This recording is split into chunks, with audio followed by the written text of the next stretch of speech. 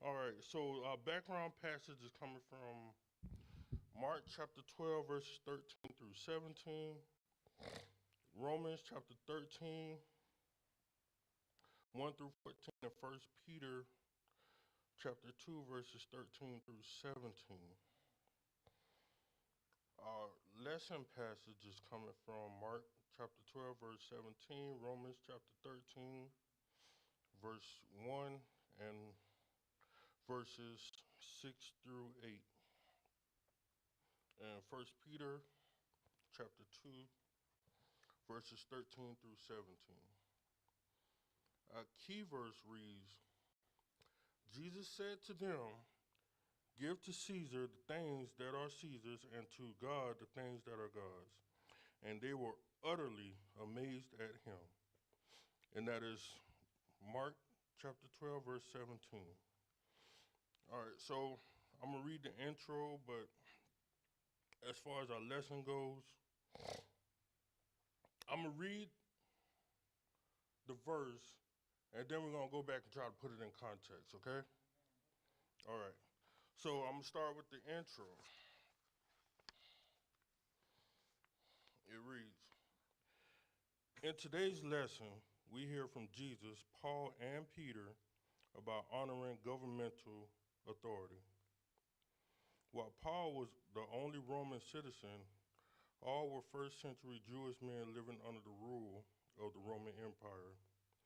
An autocratic, authoritarian government which had little regard for minoritized people, poor folks, or those whose religious views could not incorporate the idea that the emperor was the supreme God. In these chosen writings, neither Jesus, Paul, nor Peter was as bold as Mary when she spoke of God's authority over human rulers. Realizing that she was carrying the promised Messiah, there was no hint of accommodation in her song. She reveled in God, who demonstrated strength by scattering the proud, bringing down the powerful from their throne, and by banishing the rich.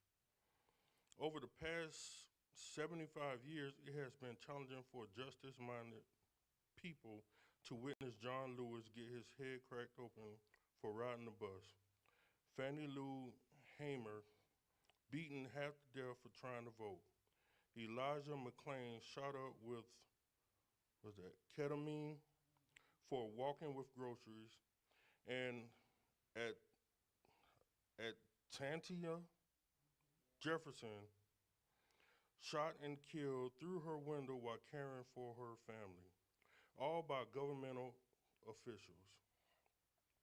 What does submission to governmental authority mean for the follower of Jesus Christ? Despite appearances, we know that God is on the throne, the King of the universe, and that Jesus has all authority in heaven and on earth. Amen.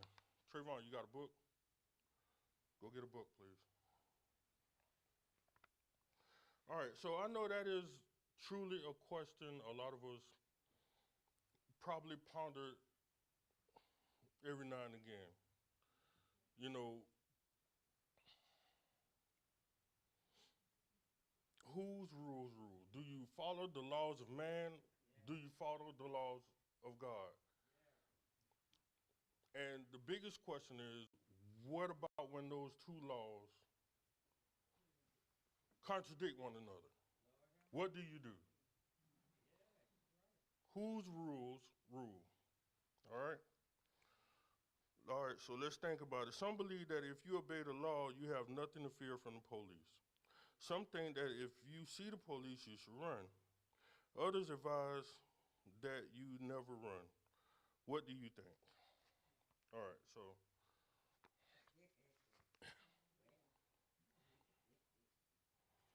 Yeah, so.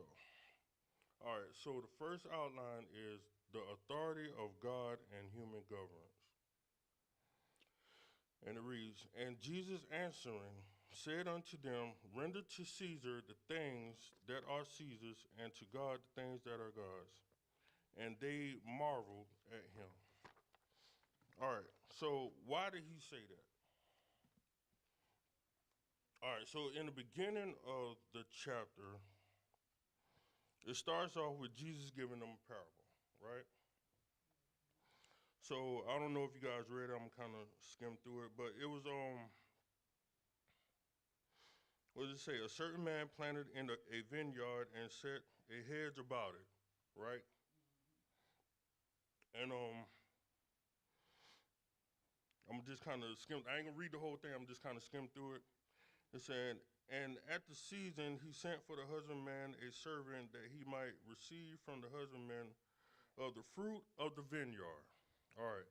So he sent messengers to come get that what was owed to him, right? So he sent three people.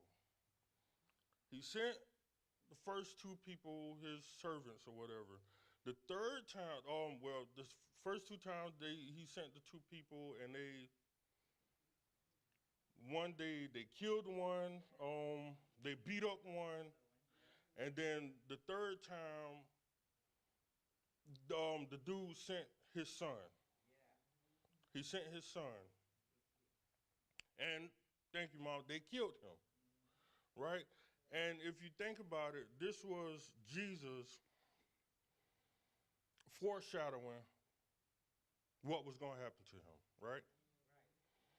Because God sent messengers before Jesus. He sent messengers before Jesus, and people, they wouldn't listen. They kind of, you know, pushed them off, you know what I'm saying? They listen for a minute, but then, they go back to their old ways, right? So Jesus gave them this parable, and the Pharisees or whatnot, they knew Jesus was talking about them. You know what I'm saying? They knew this. So they kind of they wanted to trap Jesus. So they wanted to ask him a question that would kind of put him on the fence, right? You know what I'm saying? So they asked him, if we go down to Mark chapter 12, verse 13,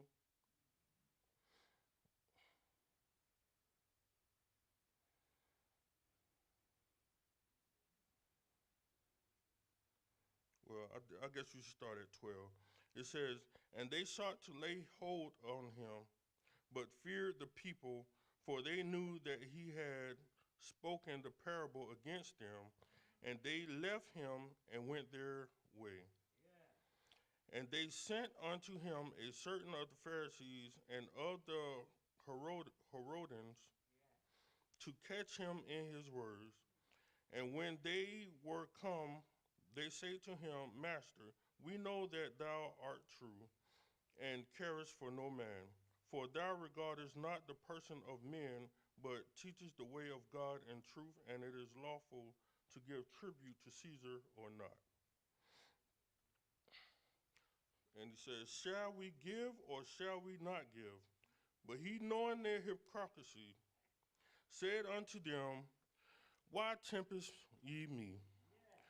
Bring me a penny that I may see it. And they brought it, and he said unto them, whose is this image and subscription? And they said unto him, Caesar. And then that's when Jesus said, saying to them, render to Caesar the things that are Caesar's, and to God the things that are God's. And they marveled at him. So what was Jesus saying, right? So let's put that in perspective. What was he saying?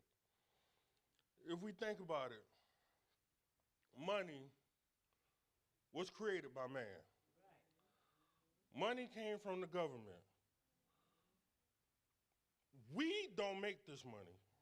Think about it. We don't make this money. The government makes this money. We earn the money. There's a difference. We don't make the money. We earn the money. The government makes the money. The government created money so they can have some type of authority over the people. They know people needed things, so they had to put currency out there so we're going to make this money. So when you want something, you have to get this money from us You know what I'm saying? In order to get the things that you want. That's why the government made money. So you know what I'm saying? So they can have control over people, right? So in a sense, we don't own money. At the end of the day, at the end of life, the money goes back to the government regardless. Regardless whether you're holding it in your bank, eventually down the line, that money is going to go right back to where it came from the government, right? So Jesus is saying it's their money anyway. Give them their money. You know what I'm saying? Why put yourself in a position to be in trouble with the government, over something that's already theirs? Right? The money is there. You owe taxes, pay your taxes. You know what I'm saying? This is what Jesus is saying. Pay your taxes. If that's what they telling you to pay them, just go ahead and pay it because it's theirs anyway, right? Think about it.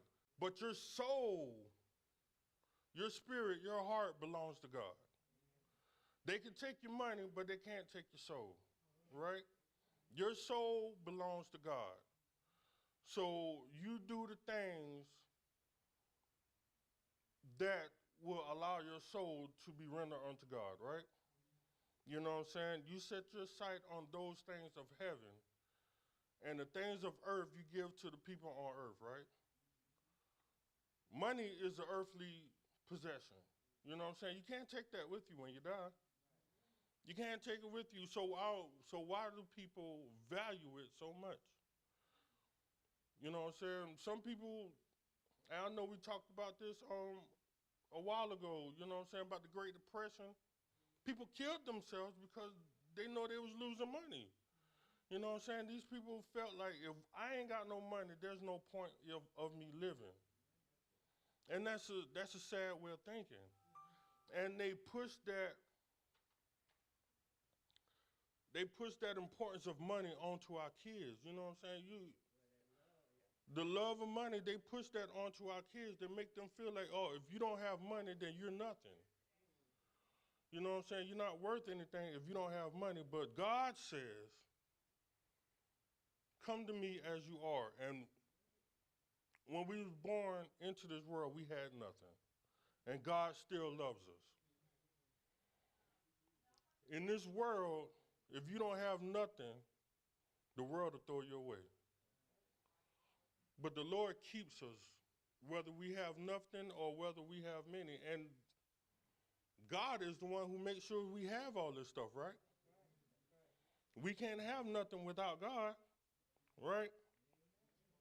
So that's why let me see how I say this.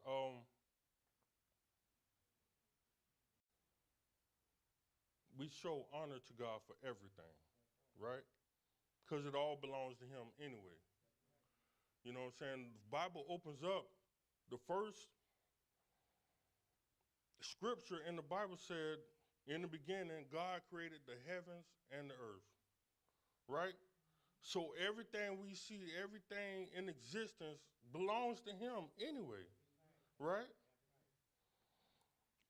However, don't take this the wrong way. However, man created money. Let's not forget that. Man created money for their own selfish purposes. Like I said, they did that to create, they did that to have control over the people. The government created money to have control over the people. Because they know, like I said, people needed things. So they had to make a way for people to get the things that they needed but still be in control, right? So they created money, you know what I'm saying, and, made it and put it in circulation in the world.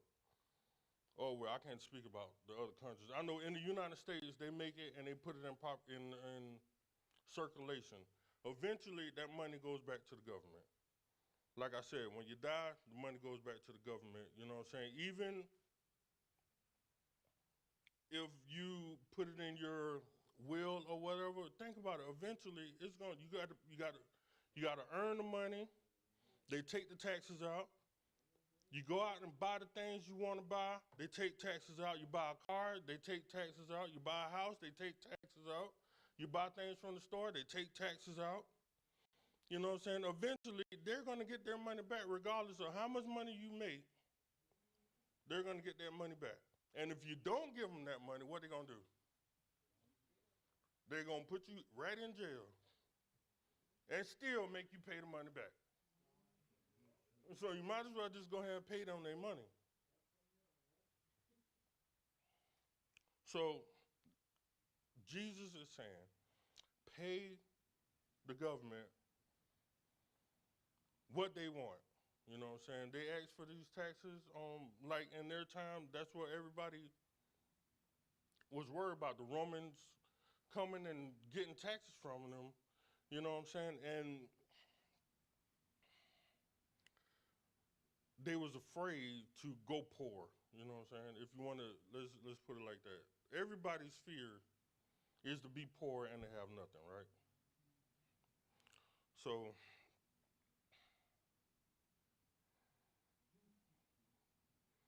I don't know. We have to have all trust in God. All trust has to be in God. You know, we have to know that God is going to take care of us regardless of how much money we got in the bank. You know what I'm saying? Regardless of how much our credit score is, God is still going to take care of us, right? All right. So we render unto Caesar what is Caesar's, or render unto God. Render unto the government what's the government, and what's God's, you give to God. You know, you give God his 10%. That's all he requires from me. 10%. And that's nothing. That's 10 cents out of $1, right? You know, so you give to God what belongs to God and give to the government what belongs to the government, all right? So, I don't know. I'm trying to think if it was anything else I wanted to say about this lesson before I move on.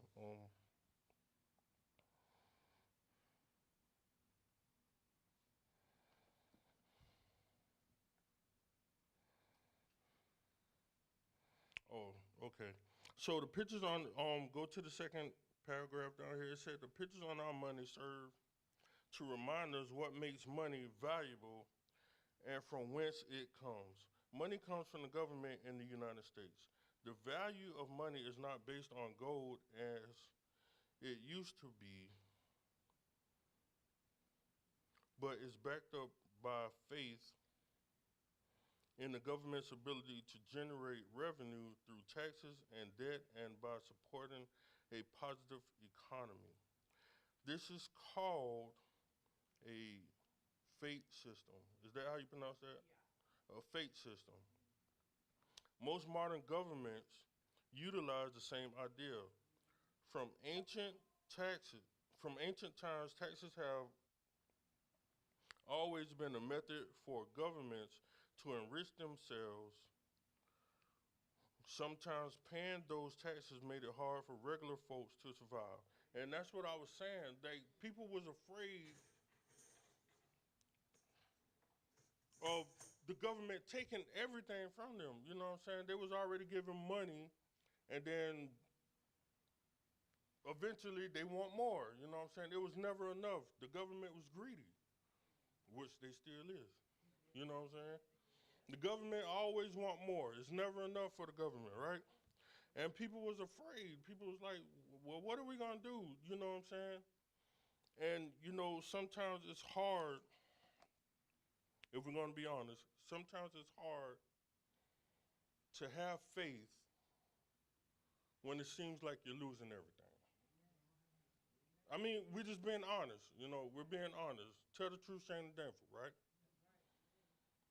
You know, it's hard to have faith when your bills due, you ain't got no money. You know what I'm saying? These people calling you, asking about their money, it's hard. But God said, do not lose your faith. You know what I'm saying? Don't be weary. You know, keep up the good walk, and you will eventually see the light. You know what I'm saying? So we have to keep our faith, and it's hard. It was hard for them back then. It's hard for us now. You know what I'm saying? With the government asking for so much, you know. But Jesus said, just give it to them. You know what I'm saying? And that shows how much faith we have in God. If we can, you know, put aside our love for money and show how much faith we have in God, that shows how much we love Him and how much we trust Him, right? You know? All right. So we're gonna kind of close up this outline. If you guys want to say anything, you guys want to add anything to this outline? You want to say something, Trey? It's all right. You can say something. How do you feel about money? How important is money to you?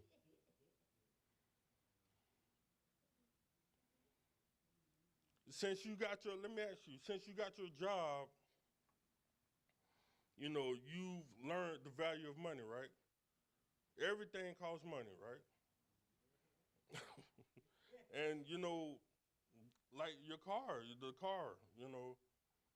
how much money, I told you how much money it's going to cost to get that car fixed, right? And what's the first thing you say?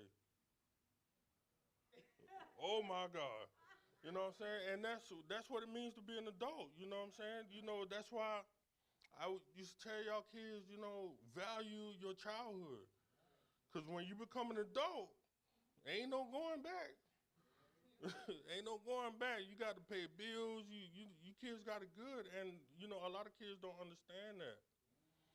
You know what I'm saying? They so ready to be adults, not knowing once you become an adult, you know what I'm saying? That's it. Ain't no going back. Ain't no, you know what I'm saying? Have mom and daddy taking care of you no more. You know what I'm saying? You're only going to be a kid for what?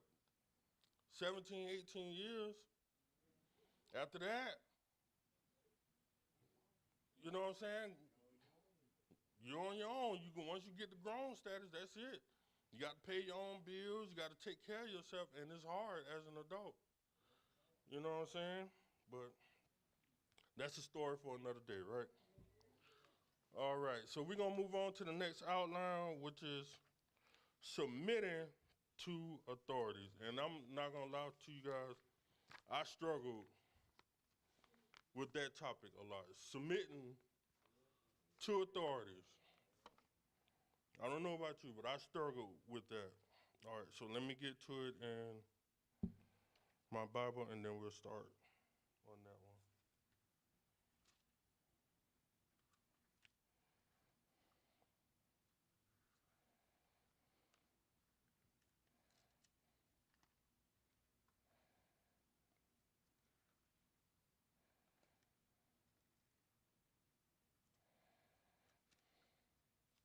All right, here we go. All right, so the first verse reads, "Let every soul be subject unto the higher powers, for there is no power but of God. The powers that be are ordained of God." Um, we're going to just keep reading. Verse 2 says, "Whosoever therefore resisteth the power, resisteth the ordinance of God, and they that resisteth shall receive of themselves damnations. For rulers are not a terror to good works, but to the evil. With thou then not be afraid of the power. Do that which is good, and thou shalt have praise of the same. For he that is the minister of God to thee for good, but if thou do which is evil, be afraid, for he beareth not the sword in vain. For he is the minister of God, a revenger to execute wrath upon him that doeth evil. Wherefore ye must needs be subject, not only for wrath, but also for conscience sake. For this For this cause pay ye tribute also, for they are God's ministers, attending continually upon this very thing. Render therefore to all their dues, tribute to whom tribute is due, custom to whom custom, fear to whom fear, honor to whom honor. Owe no man anything but to love one another, for he have loveth another, have fulfilled the law. Amen.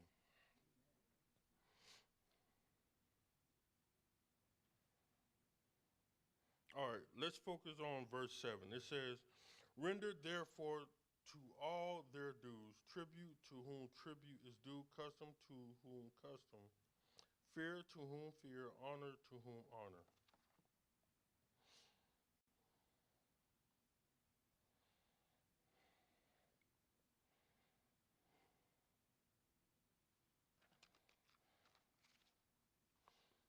All right, so render therefore to all the dues, tribute to whom is tribute. So you do,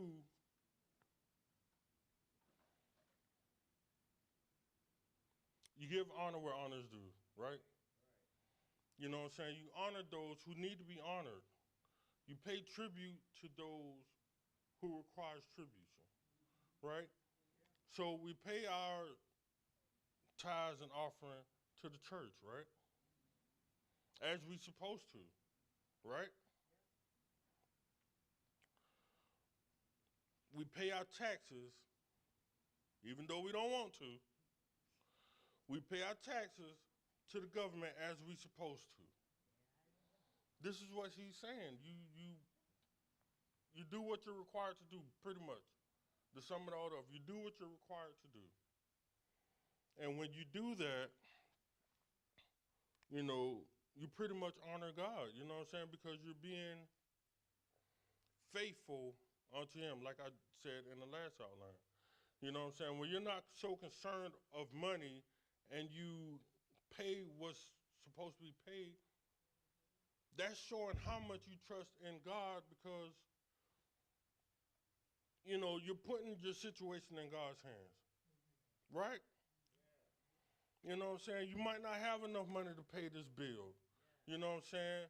But you pay it anyway. And you say, hey, I'm just go ahead and pay this bill, you know what I'm saying? Even though I ain't got no more money, I'm going to trust in God to provide for me and my family. That shows your faith in God.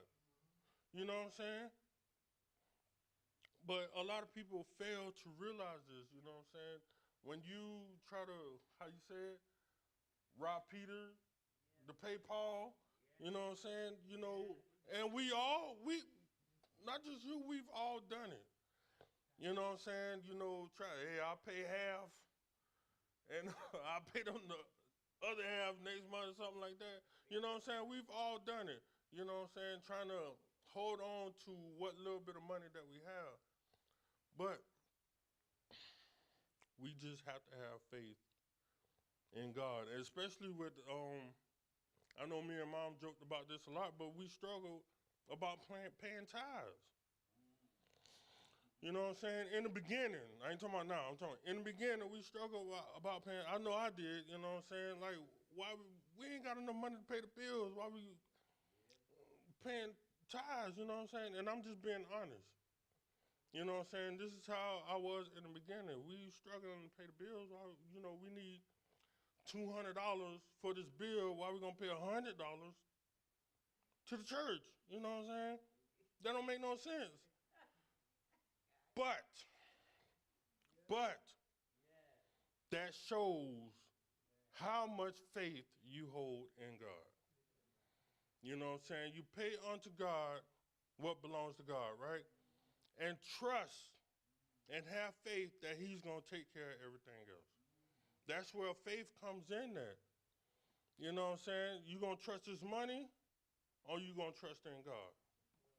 That's what it all boils down to.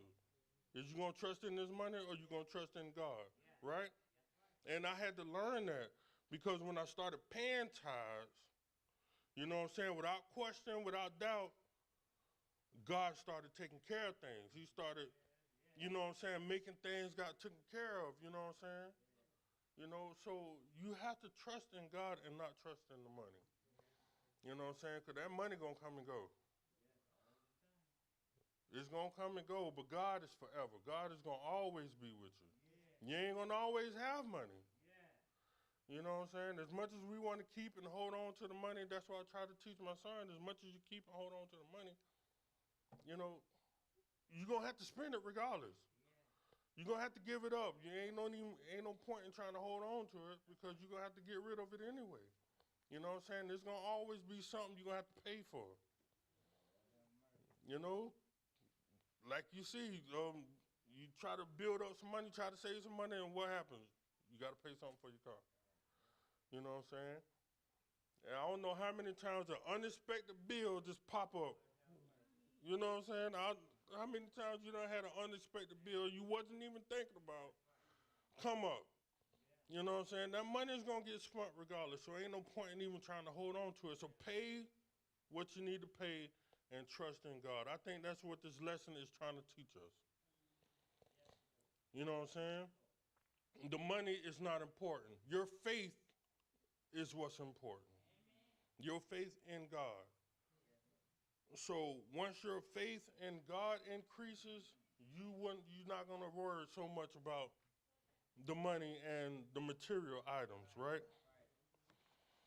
All right. So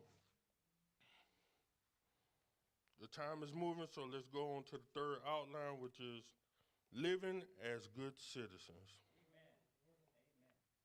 It says, submit yourselves to every ordinance of man for the Lord's sake, whether it be to the king as supreme, or unto governors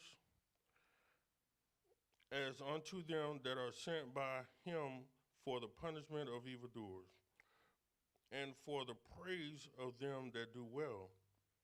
For so is the will of God, that with well doing ye may put to silence the ignorance of foolish men. As free, and not using your liberty for a cloak of maliceness, but as the servant of God. Honor all men, love the brotherhood, fear God, honor the king. And that pretty much sums up our lesson, that last verse, verse 17. Honor all men, love the brotherhood, fear God, honor the king. And what does that say? You have to love everybody. You have to show love for everybody. Love your brotherhood. Love the people around you. You show love to the people around you. First and foremost, fear God. And I think a lot of people misinterpret the word fear when it says fear God. They think of fear as in be afraid, be scared. And that simply means honor God. You know what I'm saying? Let's see.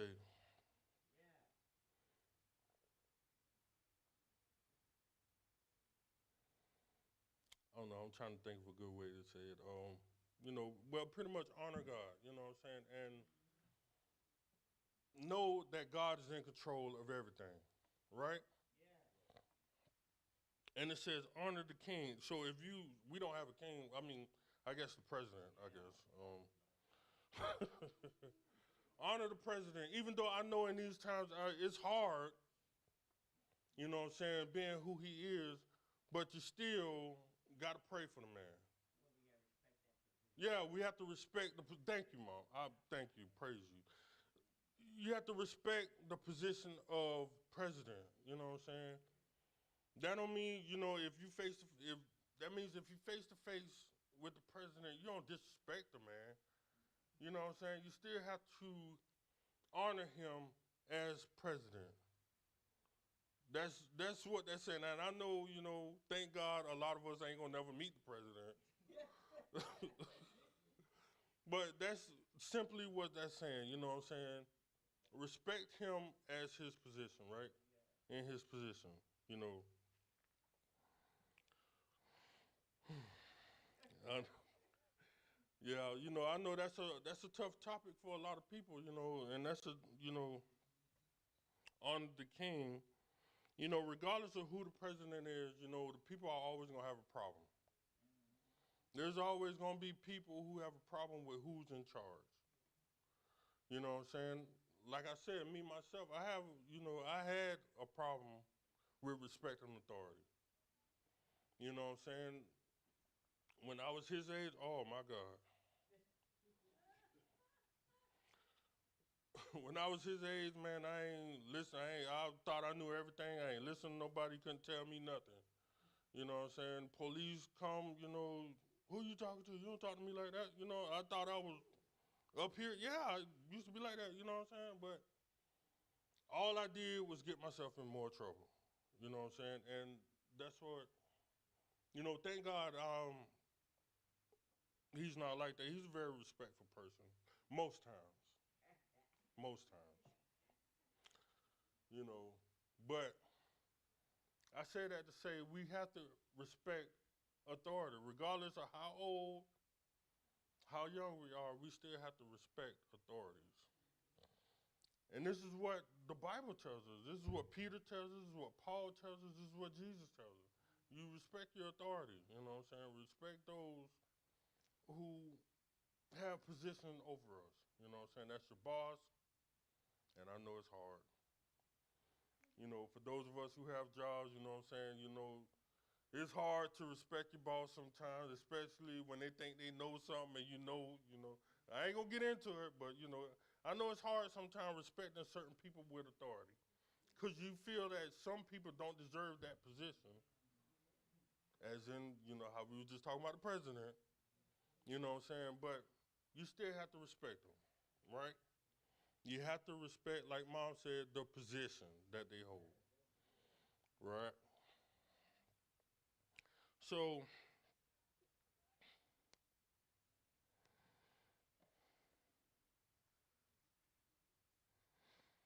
all right, let's go down to again the second paragraph. It said, "It requires holy boldness to be witnesses for Christ in an unjust world. Yet the injustice and unrighteousness of others do not give us license to practice injustice and persecution or release us from the responsibility to be good citizens. Our primary allegiance is to God. Our behavior should reflect God's character." Amen.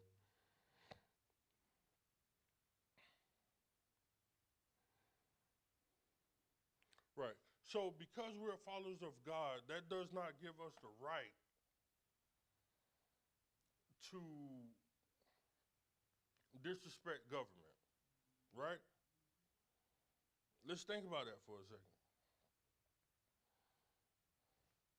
Trying to think of a scenario to where your religion would have you to disrespect. Um,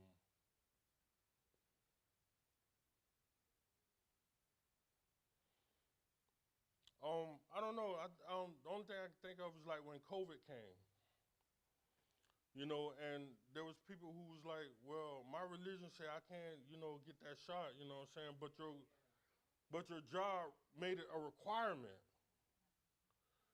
You know what I'm saying? I don't know about y'all, but my job made it a requirement. Like you had to get that COVID shot. But there were certain people who was like, "Well, my religion, I'm not about to do that because of my religion." You know what I'm saying? And they ended up letting them people go. Yeah, I mean that's how it was. You know what I'm saying? But I don't know if that was a good scenario. But you can't let your beliefs have you disrespect or not follow governmental orders, right? If that makes sense.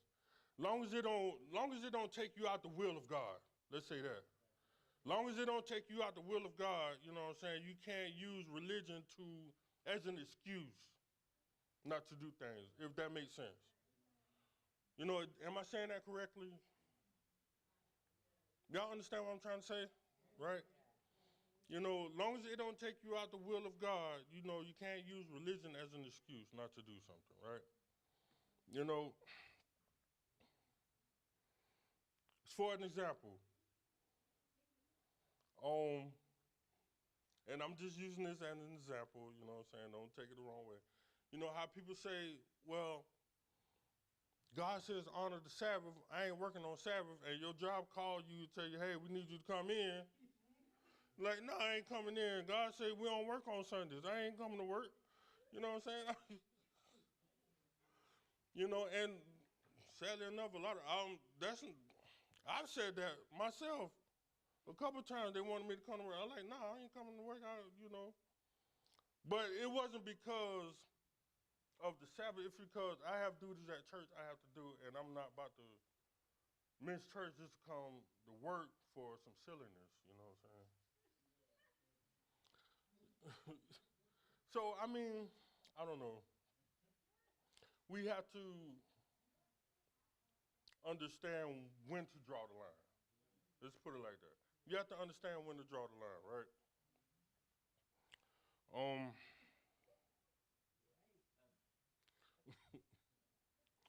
so this lesson all boils down to having faith in God and giving to those who are required to give it to. You know what I'm saying?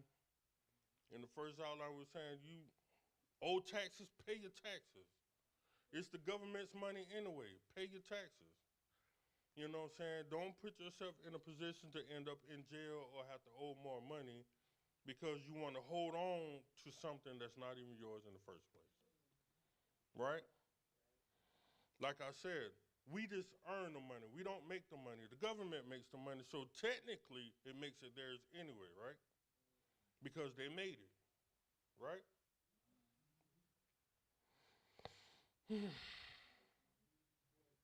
Hmm? That's right. That's right. And they're going to make it to where you're going to have to give that money back to them anyway. So just go ahead and give them what they asked for in the first place, all right?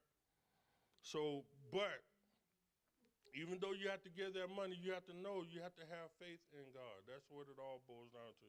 You have to have faith in God. So give them people their money, give your soul to God. Trust in God and know that He's going to take care of everything for you. You know, so the money is not as important as people will make you to believe, as the world will make you believe, right? All right, so we're kind of late, so I'm going to go ahead and remember it, and then I'm going to have Mom, our Assistant Superintendent, come back up and close us out. Amen. All right, remember it reads, everything we have belongs to and comes from God, but earthly things are temporal, temporarily, and we have been made stewards of our blessings. As responsible citizens of government, we must recognize that we are part of that government, supporting the good things it provides with our taxes. But we are also stewards of our soul and all the heavenly blessings God provides. Our bodies are made are mere dust that will remain behind when our soul returns to the Lord, from whom they came. It's worth far more than any tax, silver, or gold. Give the emperor his due. Give God the Spirit's gem. We honor God when we are good, respectful citizens, paying our bills and voting to make this world a better place. We live in freedom, love, and joy so that all may know God's grace. Amen. And that pretty much sums up everything we talked about, right? All right, so I'm going to kind of close us out here, and I'm going to bring up our superintendent to close us out. Um, I hope you guys enjoyed the lesson. I hope you guys learned a little something. I learned a little something myself, you know.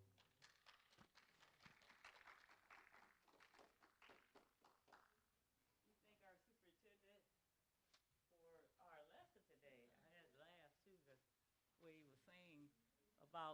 the actually we're talking about who rules rule, and that is something to think about when he's talking about as far as that. I'm not going to because he basically covered it, and the reason why the government made money, they used to have the barter system. If you know what barter is, basically, I'll use an example. If you wanted, a lot of the people in the South used to do this.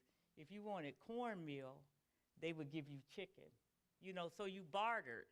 You buy something, you use one thing. So basically, when they stopped doing that, then they had to think of something else to use.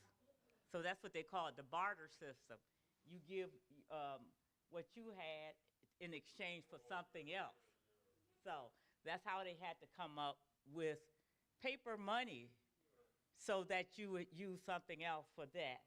And so basically, like you said, government used monetary a paper so that when you get something, then you get the exchange for money, for currency. And so now as he said, even though government that like Jesus said, you give what Caesar's to Caesar and give God for God. And that's why they hated tax collectors. When Matthew became a tax collector in the Bible, people hated him. And so when he really changed his heart and Jesus met him, he said, anybody that I cheated, I give them 4 times month. I believe that's what it says. And give half back because people hate tax collector. And I had to laugh